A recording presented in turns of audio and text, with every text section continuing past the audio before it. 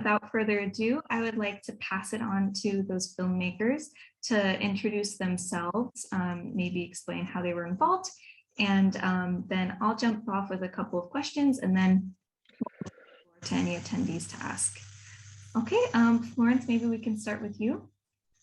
Sure, yeah, I'm a filmmaker, director, writer, and I directed and wrote the film Safe Spaces Now for UN Women. And Bibi? I'm Bibi. I'm not I didn't produce any. I'm a TV producer, but I didn't produce any of the films. I'm an advocate for women's aid, so that's why I'm on this call in this meeting. Great. Wonderful. Thank you both for sharing your time and space with us. We're really excited to hear from you both.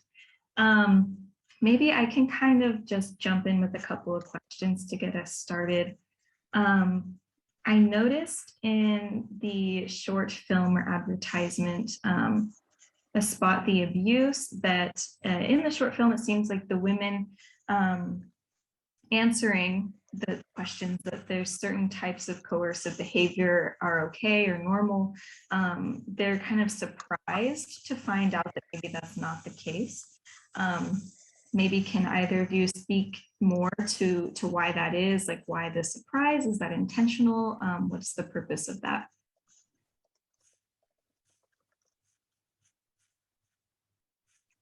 Sorry, am I meant to be talking on this? Yeah. Oh, sorry. I guess I feel like a lot of behavior has been normalized through so many different ways, but a lot through media and just like society. A lot of things are normalized, and so yeah, I feel like some people just don't really know what is okay and what's not okay, and so some people do find it surprising when they hear like, oh yeah, actually that is really odd and not okay. Yeah, I guess that's it for me. Yeah. And what did inspire? Oh, sorry, Bibi. Also, just to add to that is, about the whole element of surprise. We're living in a time now where there's a lot of fear, so it could be very much the case that a lot of women are fearful of, even talking about what's happening to them or has happened to them in the past, and stigma and shame and lots of cultural issues. So. Like I said, I know a lot of, I am a producer, but as I said, I'm just going to reiterate that I wasn't part of any of the films, but I do know the guys from Missing Link, who did one of the films. Oh yeah, sorry, hi baby, it's Ben. Oh hello Ben. Sorry, I apologise. I don't know if I'm the only bloody man on this typically as well. I'm late. We need men here. So sorry. We need men in this space, Ben. We need men in this space. So yeah. So sorry, back to you. Is it Doreen? Is that Dorien? Dorien. Okay, yeah. It was just to follow on from Florence's point. Yeah, just to follow on from that. Welcome to all the men in this space. Welcome. We're so happy that you're here. Yeah, and if any of the men, the non-binary folk, the women have any questions or comments, you can either drop those down below or raise your hand. Just hop on. Feel free to add to the conversation. It is a discussion, right? Yeah, so I was also then curious, kind of following up on that like the role of men, for example, like in that particular ad, the men also seem to be, I don't know, maybe ashamed or maybe surprised also themselves, or who knows, to see when they're called out maybe on some coercive or controlling behavior. What was that reaction meant to be or depict, and what can we speak more to that and what that might mean? Anybody? And do you think that's a question that you'd be best to try and answer, because obviously you were involved at the very beginning of Alicia's film?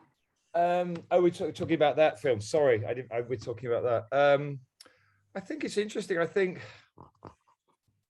yes, we do need to shame men to a certain extent. I think it was really difficult, that film, getting the balance right, and you know, how much do we show the men in the audience or not? And it was a huge fucking conversation and dilemma. And it was, I think we felt really strongly that we did need to see the faces. You need to give this, let's be honest, monsters, we need to give them a face and make them real. Otherwise, it felt like it diminished, took away from what the message was. That's really interesting. But it was a very, it's tough because I think, you know, like, I think that film has caused a lot of discussion and some people are quite angry about it, you know. I feel very strongly that I think the tone and the message is correct. I think, you know, but it's, you know, I think it's important that that people are discussing it, you know. That's the other thing, that it's sometimes with filmmaking, whether it's a short film, a content commercial or a feature film or documentary, I think the discussion, you know, but I think as a man sitting there while we were filming it, I felt absolutely horrifically uncomfortable. And I sat where the audience was. So I think that's an interesting insight that, you know, I sat there and felt ashamed and uncomfortable. Ben, can I just ask you a question? Can you elaborate when you say, when you just mentioned that some people were angry about it? In what context? Who, you know, what sort of anger? Well, I think that you know, the women were victims. They were, you know, they were, you know, it showed them as weak, and you know, and I think that is the issue that a lot of people have found with the film out there. Again, I don't know. As a man, I didn't think that, but again, you know, as I said, when we were filming it, watching that, I literally had my head in my hands. I was like, fucking hell, I can't watch this. You know, this is like, I felt it, you know, it was horrifying me actually, you know, for moments, because I think as a man, there's not enough being done and men aren't doing enough. You know, we're not pointing the finger, we're not shining the light on men enough, you know, and I think that's why we need to have men involved in these projects, because it's the men that fucking need to change, frankly. You know, let's be honest, it's not women, it's men that have to change. And now, you know. Agreed. That's an interesting thing that I thought about when I was watching. I guess all three of the women's aid films, is that maybe, like, I noticed even in some of the comments below them, it's like, oh, well then, you know, if women are supposed to be safe or this or that, like, what are the restrictions on men, right? It's like, I think there's this conception that in order for women to access their rights and freedoms, like there needs to be like a necessary restriction on some of the freedoms of men, for example. But it's like, what counts as being worth restricting, what's okay to restrict in the name of enabling other people's rights, I think is a really interesting conversation. I'm curious, like, what maybe we would say to people or to men who see enabling women's rights as a restriction of their own freedoms. What would we say to them, maybe? I found it interesting with my film that obviously, like, a lot of the stories are kind of about like the restrictions that we put on ourselves to just like survive going outside, and you know, the certain times that we go outside, or like certain environments that we'll go just to like feel a bit safer, or things that we won't do. And I remember seeing a lot of tweets around the time that it came out where it was like, oh, imagine if like all men had a curfew instead of us all like putting a kind of invisible curfew on ourselves. And I thought that was really interesting. Like, it's interesting. I never thought of it as a like curfew before I saw this discussion, which I thought was really interesting. But I think, honestly, for me, I think it's just education. I think that's why film is so important, to, you know, to not only to tell stories, but to kind of like spark conversation, because we just need more people to like listen to each other and to understand how we should be treating each other, and how, like, you know, just a little comment on the street is like fully like damaging our mental health and the way that we live every single day. It's not just banter, and it's not just like, you know, funny. It's really damaging. So honestly, I think just like more education, more communication, people just talking to each other, and people saying like, actually, you know, call out your friends, like that's not okay to do that. I'm not comfortable with that. You shouldn't be doing it. You know, just like, I think discussion and just education is a big thing, and what I believe will make the change eventually. I don't think, you know, we've had enough restrictions on our lives through law and society, but I feel like we should all be free to do whatever we want to do and just keep each other safe. You know, I think that's the way forward, is to like actively people wanting to keep each other safe and wanting to like not not harass women on the street and not do those things. Yeah, that's what I feel. Phoebe, I'd be very interested to ask about the women's aid approach in response to what Florence has just said, because I think she made an excellent point. Yeah, I think in theory that's great. I think there's a bigger endemic problem in society. It's not the men on the street that I'm really worried about.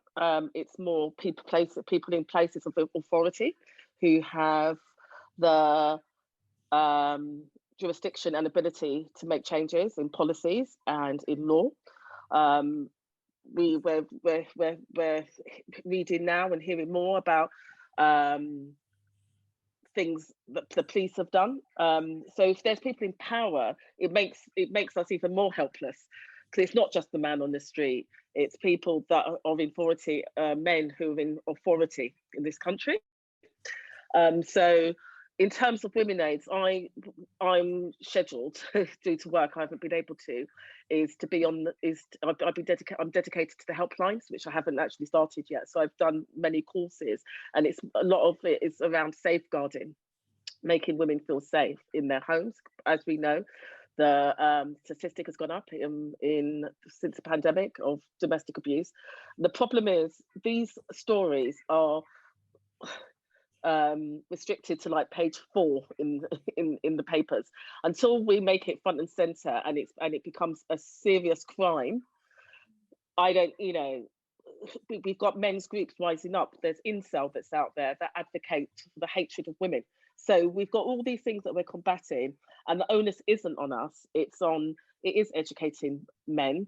There's some that have just gone too far, but it is educating our children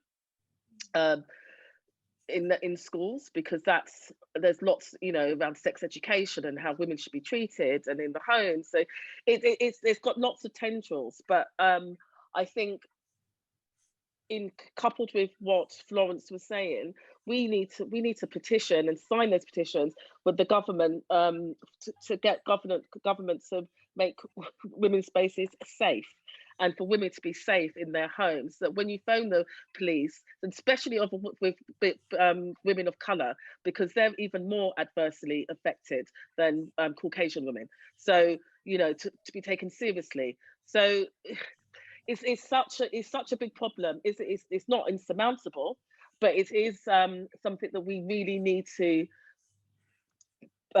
petition the government with. It's not just individuals. Major policies need to change in law. Yeah, well absolutely. said. Well said. Totally agree. It looks like Jan has her hand up. I invited Jan. She's a friend from my church. Oh, great! and a super senior social worker. So I know. I'm not sure if I don't think I have the ability to unmute Jan, or Jan unmutes herself, or. Phoebe just outed me there, but it's all good. Apologies, everybody. I'm trying to multitask, ironing, sorting out my kids. But thank you for the invitation. Sorry, let me just sit down a minute. I think what I wanted to tag on to Phoebe, I'm actually also trained independent domestic violence advocate in addition to social work.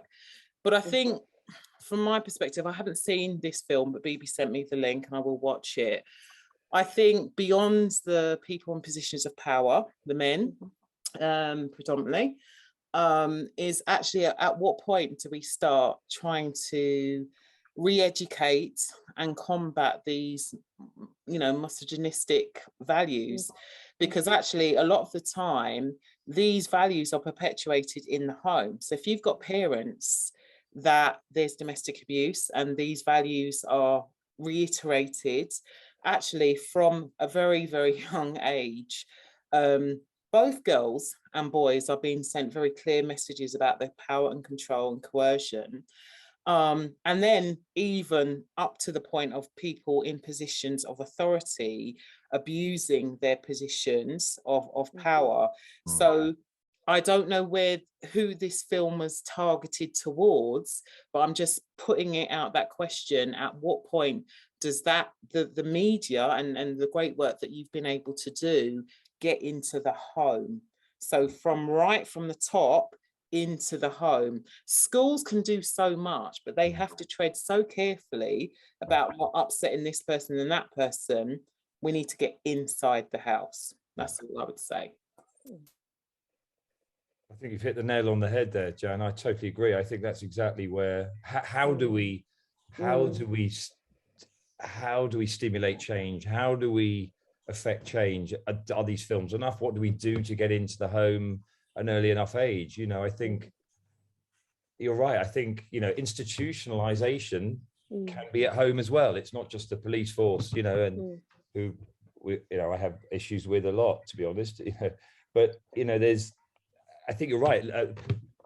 Persons of authority are mum and dad or sibling as well. And I think you're right. I think it's I don't have an answer. I'm sort of repeating what you say. How do we start that change? How do we start that process? Because I don't know, but that's where it needs to start. Absolutely. And sorry, can I thank you for that? I think it's Ben. I think your name is. Can I just tag on as well? I forgot to mention, I have to be very careful. We have a very live current case with a certain footballer. Oh yeah, God, don't even, yeah. And I just kept on hearing his name. Hang on, there's more than one case. There are 3 or 4 cases at the moment, which is horrifying. From a quite big yeah, we know who you're talking with M. about. Yeah. And when I was trying to what is the big hype about this particular case, I then stumbled, sadly, over the audio recording that his survivor of his horrible behavior. And for me, that recording actually challenged his perception of his right to sexual contact, that it displayed so much about how he just thought, this woman has no choice. If I want to have sex, I'm just going to have sex. And this is what I'm saying about, where does that value of a woman come from? Yeah. Where did that 18-year-old, how was he, 18 years old? 20. When did that start? Was it when he was, what? It's, and it is, I don't want to just sit here and blame parents, but it is, you sort of go, where, it's also football culture as well. There's a, don't really want to go down that rabbit hole, but yeah, I mean, there's the other one in Scotland, if you read about that as well. Yeah. I mean, that's just, what the fuck? Like, but you know what's interesting this morning? I thought, why are the male teammates, potential teammates of that man not going, fuck off, we're not having you in our dressing room? Why is it a female author who's a sponsor of that club picks up a fuss and removes her sponsorship before anyone says anything? I don't understand why those other men, I don't get that, whether it's whatever kind of discrimination or anything, why the other men, are not doing something about it. And it looks like she has her hands up. Sorry, I'll go on mute. So can I just come in there to the Missing Links film? I think some men have done something. Gareth Southgate said that he wouldn't pick the certain player for the English team, and a few other people have unfollowed him on his Twitter account, I believe. So I think there are some men who think, who're saying that's not acceptable. But not enough, and not people in authority either. So that, I mean, it is a And coupled with what Jan said, so this is going to be my last point on this incident, because I've got 2 grandchildren and I've got 2 grandsons, and I have to, I'm part of grooming them to respect women. And already, it's what they're learning in the school as well. They pass messages. A lot of them got mobile phones, and as much you might have a really good home, but it doesn't mean that boys aren't going to hear and see images outside of, in the school environment. There's so many different layers to well, what do we do in this instance, you know? And it is a question. It's more of I've got more questions than I have answers. We all know a lot. We all know what the problems are, but it's what do we actually do, you know? I think was it Jan who made the point earlier that, like, you know, sort of with respect to changing culture, there's only so much that the schools can do. But I do think that schools have a lot of influence in terms of getting the children to see things a different way that may be sort of diametrically opposed to what the children are seeing in the home. So, you know, that becomes itself a sort of dynamic. But yeah, I mean, I think the idea, and I can't remember who it was, Bibi, I think it was you who touched on this earlier about you used the word power. It's the power difference, whether it's between like sort of the power of women, you know, as opposed to men, or the patriarchy, or the power of, like, you know, sort of women of color compared to, you know, women not of color. You know, that there is a power difference there, and the challenge, I think, is being able to get people to understand that when they have a position of power, or when they're in a more powerful position than others, that brings with it a responsibility. But, you know, I think that a lot of people, because it's a change of culture to what has been before, a lot of people find it very challenging, and I think that's possibly where a lot of pushback is coming from. Sorry, Dorien, I have a question for you, because you study human rights. In terms of human rights, how does that in your studies sort of like apply? Concepts of power and identity, it's like it's in everything we talk about. It's like a lens through which you view everything, you know. It's like you're wearing the glasses of that thing to look at any scenario.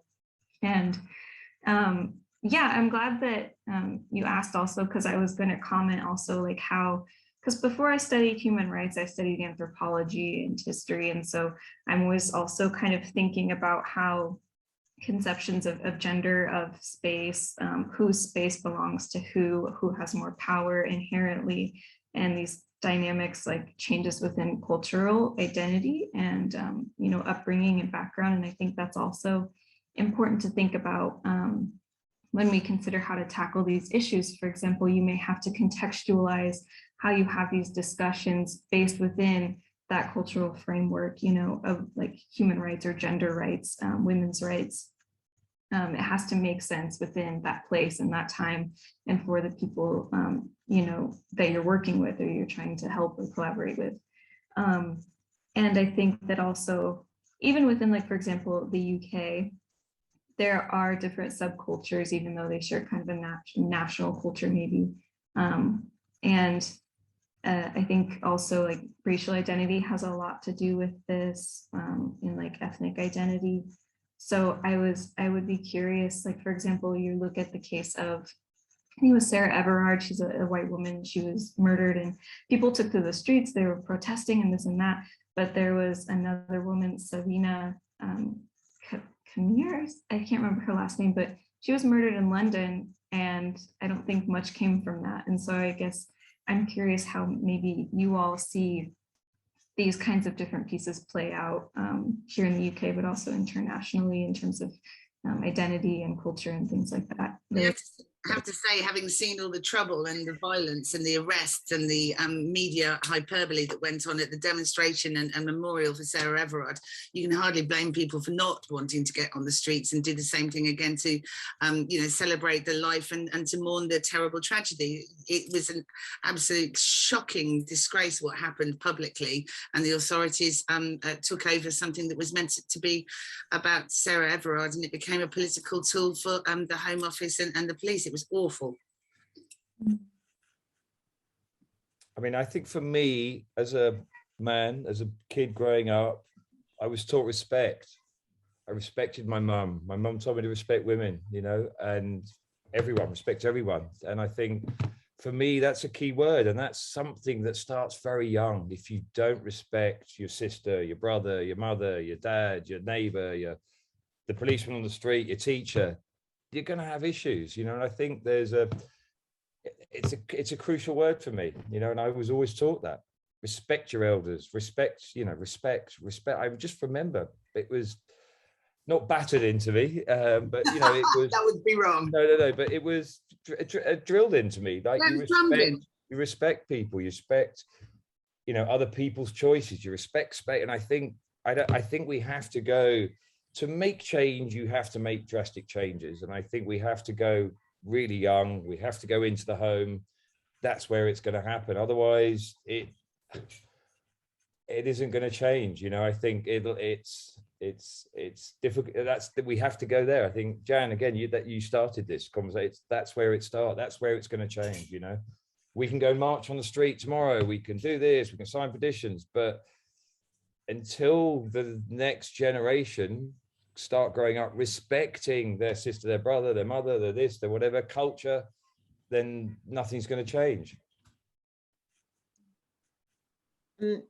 Ben, what I would respond to that is, I think respect is an interesting thing as well, because I think we started the discussion all about the normalization of certain behaviors. And I can think of, I currently work in a school, secondary school. Excuse me. I also have 2 teenage girl children, as well as a son.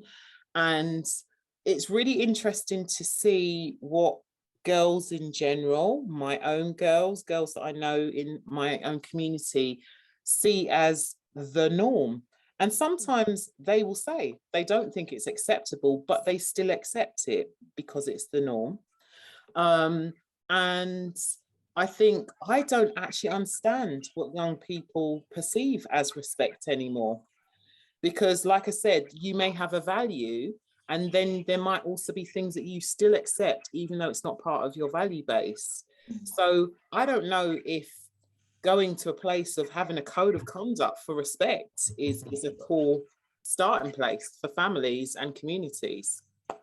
I think your word value, respect and value, those are the two key words. I think if we could somehow put those into everyday life for everyone, as you know, so as the next generation of human beings are developing, that they understand values and respects and culture. But I don't know how we do it. I literally sit here and I don't know. I despair at times, you know. I sort of go, I don't know. I saw a lot of friends grow up in very, very difficult, abusive sort of homes, and I don't know how we change it. But I think value is a great word, actually. I think in terms of value and respect, those are the 2 key things, I think. One of the things that came up yesterday, was it yesterday or the day before, that people were saying that, you know, the personal is political. It was on Tuesdays, one of Tuesday's discussions. The personal is political, and you know, the idea of, like, you know, respect and value is absolutely very important, but it has to be important like throughout society. And I'm not going to get political here. I wonder if maybe we all have like things that we respect and we value, but I think the important piece here when it comes to women's rights or gender equality is why we have the respect and why we value. For example, maybe in some cultures they respect women because of their, you know, their position as mother or something, but not all women are mothers, and you know, not everybody wants that. And just because you're not a mother, does that mean you don't command respect just because you're a woman? So I think maybe we also must change the why of why we respect women. We teach people why they should respect women. Why? Because they're a human being, you know. But we don't always see women that way in any culture in the world, you know. So I think that hopefully maybe that's a piece of the puzzle, and you know, we have to try to highlight that, in my opinion.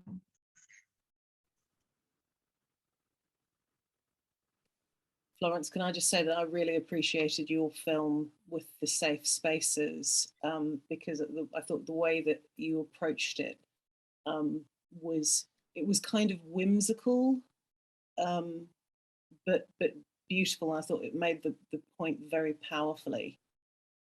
Thank you so much. Yeah, no, thank you for that.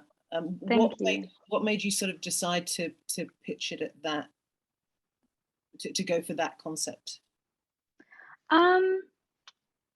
It's interesting. I guess like I sort of started writing it and I just wanted to get like a group of scenarios that I feel like I changed my life around, or that I feel like my friends and people around me changed their life around. And then I sort of started piecing it together and sort of thinking about like the message and how I wanted other people to see it. And I guess like for me, a lot of like films or like work about these sorts of things and about like, you know, people's troubles and pain, it ends up being quite depressing and quite hard to watch. And it is hard to watch. It's very difficult, very triggering for a lot of people. But I guess I wanted to make something that wasn't so much triggering and a bit more empowering and a bit more like having a positive note to it. It sort of helped me direct it in a way that was like, I want people to watch it and understand why it's so hard and why like it's such a sort of long going issue, like even from like the age of puberty, you know. And I just felt like that was really important because I don't think people react in the same way as they do to being told like, oh, this is really hard, this is horrible, like look at this horrible scenario, like this is depressing, in the same way that they do when they can see like the difference of what it would be like if we didn't have that, if we didn't have like all these horrible situations, if we were just looking at what life would be like if we had moved past that and if we had all grown away from it. Yeah, so I guess that was kind of what I wanted to do. I wanted to see the other side. Not only mean like just for me, I wanted to be like, oh, imagine a world where like we don't have to deal with it. I wanted other people to see that, but to understand that that's like really so far from the reality. Yeah, that was kind of it really. I didn't want to make something that was just, you know, just slapping the sadness into it. I wanted to, yeah, bring out imagine if we could just do life as we should. Yeah. Lovely, thank you. Of course. And also Flo, I mean, I was on the shoot with you. I think what you did brilliantly was even on the shoot, there were moments of you brought this incredible, like these moments of, yeah, just like we were under the bridge towards the end. Do you remember, Flo? And this police van came down because we're sort of bending the rules a bit filming wise because we've got no money. And, you know, I was like, fuck it. Yeah, we'll go around here. We'll shoot on the street. And the police van pulled up and I'm like, oh, here we go. That's from my childhood. But anyway, so the police van pulls up, the window goes down, it's a police woman. And I looked at her, she goes, what are you doing? I said, oh, we're shooting for UN Women UK, it's safe spaces. And she looks at me, she said, oh, good luck with that then. Wow. Oh my God. And I literally was like, and she thought it was funny. And I'm like, hang on a minute, that's not No. like, I mean, like, what the fuck? Like, you're a policewoman. It's not her fault. Like, I'm not blaming her. I'm sharing an insight where we were trying to create this film about the issue, and part of the issue is this organization. And yeah, it was a bit of a, I mean, because Ronnie, the DP, was like, what did they just say? I was like, I'm not telling you, mate. Like, yeah, I think this is the first time I've heard that. It's very weird. Like, it's a little moment of like, gosh, like, yeah. I mean, they don't want to help. They don't. No, they don't but I think if we sat down with her and said, like, she'd be like, amazing, brilliant, but she's in a very male world, which is institutional racism, homophobia, sexism. I mean, everything that's wrong with the world is in that organization. So I don't know. I'm not criticizing her. I'm just sharing a very weird moment of, oh, what? I thought they were going to be like, what are you doing? You can't be here. What are you doing? Oh, really? Like, what? Yeah, good luck with that. I mean, crazy. Wow. Totally crazy. I was curious, like when you were filming any of these films, how did people, especially for the safe spaces film and you're out in public, these public spaces, did you have any conversations with passersby that maybe had saw you filming about, you know, what your objective was? How did they react? Anything like that besides the officer that clearly was not impressed? Totally on board. Actually, no, I can't remember having any. I mean, maybe it's because I was just like super busy. You were so focused on what you're doing. Behind the scenes, we had a melange of people coming out the housing estate, sort of going, oh, really? Oh, what are you doing? Yeah, no, we did. We had a few sort of resident nutters or locals going, and it was interesting. It was we had a Junior, the Steadicam op. You were shooting in the cafe upstairs, Flo. Do you remember? Yeah. We were outside the street. It was a bit like, okay, here come this sort of witching owl. The nutters are coming out. And Junior, there's someone walked past and what are you doing? And Junior said, oh, we're doing this thing. And again, like people were like, oh, really amazing. Were you trying to make it safer? And we were like, yeah. They were like, for who? It was like, okay, you don't get it. Like for everyone would be nice. Yeah, like it's safer for everyone. Like, safer for like. I guess that's the thing. Like there was so much shock after that whole period of like when the film came out. And I remember having like calls with my family and like, you know, male friends or even just friends being like, people being like, is it really that bad? Is it really this bad? Like, you know, referring to the film. And I was like, yeah. Like, do you just not know? Like, it really blew my mind. It's worse, Flo. It's worse. Yeah, I mean, that's the thing. Is it this bad? Oh, it's a lot worse for other people. It's a lot worse. Yeah. Yeah. And some people just had no idea, and it really amazed me. I was like, you know, this is something every day that, you know, leaving the house is like an everyday challenge. And yeah, it doesn't help to go back to the point that I made before. It's because it's always relegated. It's not front and center. We don't hear about, unless, you know, somebody's murdered, but we don't hear in the news. We hear statistics once every 3 months, quarterly. The domestic violence has been, the statistics have gone up, but that's why people will ask that question: is it really that bad? Yeah. I think also like someone like Flo, you know, like you have an opportunity to just sort of share. Like Florence is a brilliant comedy director. She wrote this very serious piece about a big issue, and she came to Heather and I, and like, you know, thankfully we have a really good relationship with Claire at UK Women, you know, UN Women UK. And it was like, I remember just thinking, like, wow, like, and then looked at Flo in a different way, and not in a like she's a comedy director. She come up with this incredible fucking idea that deals with an issue. Like, wow, yeah, we've got to make it. You know?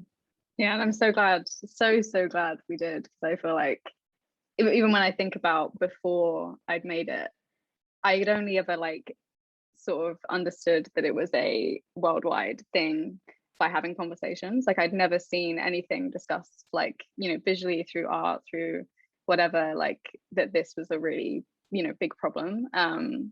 Yeah, so I think it was so nice as well to just have everybody connect on that same level and be like, yeah, this is how it feels. This is how it feels to go on the train. This is how it feels to walk in the park. Like, you know, don't walk home at night, get home safe, the text, like. And there's just all these universal things that we kind of all put as code between us. But yeah, not everybody knew about that. And I was like, wow. It was really interesting. Really, really interesting. Like a secret shared culture, language of women, almost like this universal experience.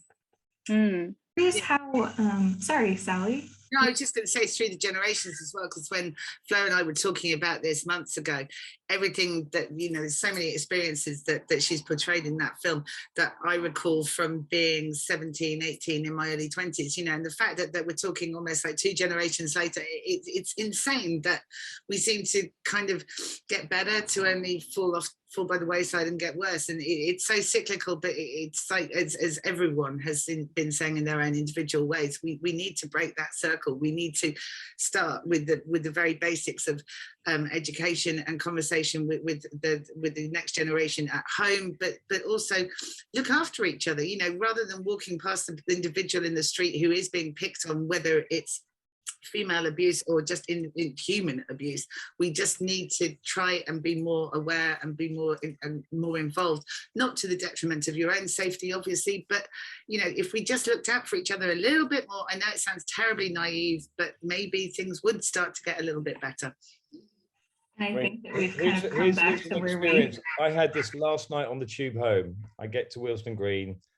There's a girl, she stands up. There's a group of men in that area. They look at her and I'm like, look at her going, motherfuckers, you look at her like that, fuck you. Like, so she looks at me and I said, no, get off the tube. So she gets off the tube. We go out. As we walk past their door, I stopped. I looked at them. None of them are wearing fucking masks. There's 8 of them. They're glaring at her. And I went, fuck you. Who the fuck are you to look at her like that? Like, Okay, not a lot of people would do that, but I pick up on that energy. I will not have it. I'm sorry. Yeah.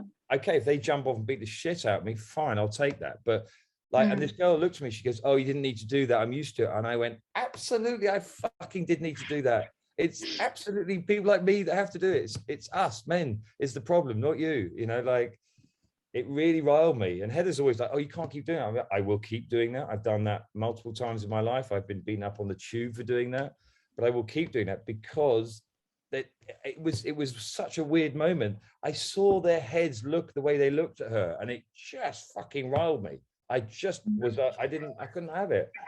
And I know not everyone can do that. I'm not asking everyone to do that, but again, it goes back to men have to fucking stop men from doing it. You know, like we have to fucking go, that's not right. You can't do that, you know? And absolutely. And sadly, men only listen to men like that, you know. So again, it's this perpetual fucking, you know. Yeah. And it sounds like we've kind of come back to where we started on. You know, we have to take care of each other. We also have to be really vigilant, even in the face of potential danger, right? Getting beat up by other men, you know, but that's part of the struggle. And that's what we, you know, how we can make a difference is we have to be vigilant. We have to be persistent. We have to keep caring and caring for each other. So, and also I think here's the thing, if you make a decision to make a stand, you'll find someone to stand next to you. Like, there you go. You know, it's a really, really small detail, but if you do, whoever you are, if you decide to make a stand, there's always someone that will stand next to you when you think you've got no support and you're on your own, you know? And I think that's a really important positive note, you know? And that's a great note to end on. So I just want to say thank you to Florence, to Ben, to Bibi for being here, to Sally, to everybody. This was really cool conversation. I hope you all found it interesting and enjoyable as well. Thank you for sharing your time. And unless anybody has any other things, I think we'll end there. No? Thank Pleasure you. to Thank you so much. Thank you so much, Dorien.